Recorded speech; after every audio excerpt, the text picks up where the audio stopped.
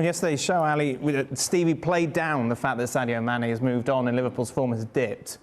Is that fair? Yeah, because I don't think this is reflective upon the absence of Sadio Mane, much more so than it is the fact that you just see no aggression from Liverpool. And that's a surprising part, that you didn't see a punch nor a counter punch from Liverpool. That even if they had been surprised by the intensity and the energy with which Manchester United were playing, there was nothing from Liverpool to counteract that. There was no reaction to that.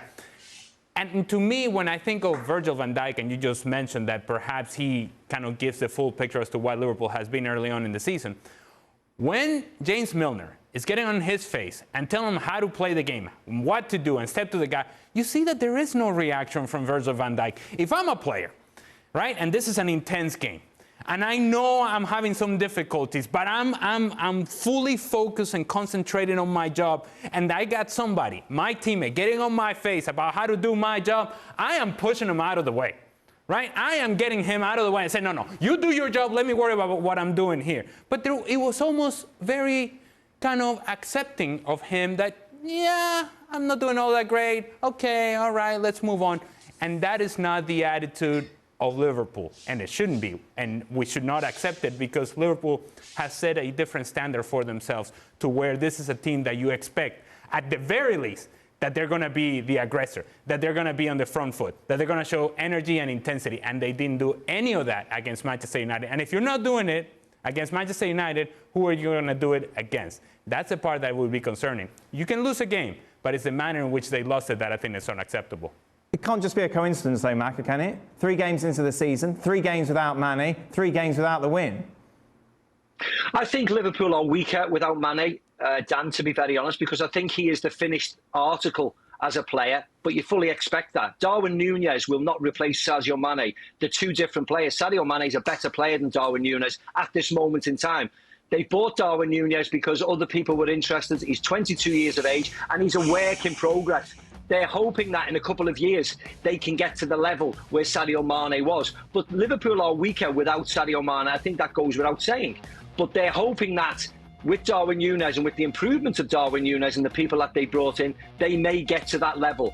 But I don't think you can necessarily blame the 3 performances just because Sadio Mane's not there, because the problems are all over the field. They're not just in one area or the central forward area. They're all over the place, in midfield and in the centre back and in the full-back positions.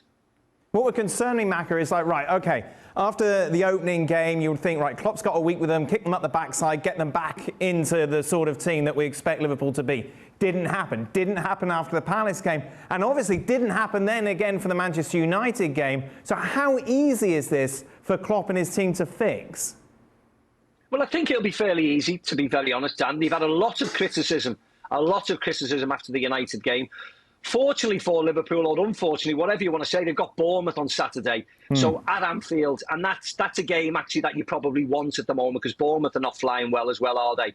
But I thought Liverpool played okay against Crystal Palace. I thought the tempo was there, their aggression was there, their attitude was good. It's just that Darwin Núñez got sent off, which is a big problem in itself. So I think they've got games against Bournemouth at home. They've got a tricky one at Newcastle at home, a resurgent Newcastle. Then they've got, of course, the Liverpool derby away at Everton, who was struggling. They need the 9 points out of that, and everything will be forgotten.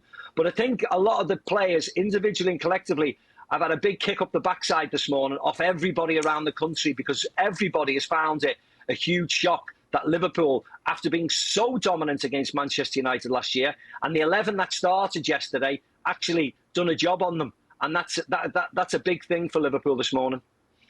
Frank, just going back to Van Dijk finally, how do you fix him? Well, it's really up to him. You know, you have to challenge yourself. You have to realize that it's not enough. And you have to make sure that even if you have a talent, even if you're gifted, you need this and the heart. You know, and unless you don't realize that your head and your heart will do the difference, especially when you work and you play for Liverpool, which is, again, what I said before, part of the genes of the club, when you have to give everything like you're about to die, you know, and it's what we loved about that last decade of Liverpool. you have to give 100%. You have to make sure that you did give 100%, and then you will get back to close to the best that you've been. And for Van Dijk, that will be what you have to, because you're a defender. You have to react, you have to lead, you have to show the example to new players as well. And he's the leader. He is the leader of the defense, so he has to deal with that and make sure that he comes back to basics, in fact, you know. And the basics of a defender is to give everything to help the team to win. What struck you, Shaq, from this Liverpool performance? Well, first of all, the first thing that struck me is how poor they were against Manchester United, and I can't believe that Liverpool somehow lacked motivation going into a game against Manchester United. Though they dominated possession, they really lacked pace and any real cutting edge. To your question about Sadio Mane and his omission, more times than not, when Liverpool were at their best, he would come in off that left-hand side, which is where Luis Diaz is. And Firmino simply hasn't been anything like the player we've known for the last couple of seasons. That is a big issue for Liverpool and Jurgen Klopp. A lot of the other departments, I don't think are that different. Liverpool have never gotten a lot of goals from midfield. It's always been about that front three, but they've always been fairly secure at the back. Virgil van Dijk has never been the type of defender that's thrown himself into challenges or blocks. His strength is reading and anticipating and getting there. And maybe because of the injury, he's just at half a yard short. But now that he's a little more human, shall we call it, he has to do those things that other defenders do.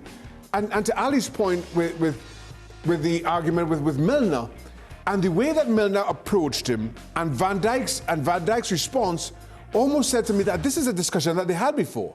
Right. That this is something that they identified in Van Dijk, and they needed him to do it. And when the opportunity presented itself, he didn't, which is why Milner was as irate as he was, and which is why Van Dijk didn't push back in that manner.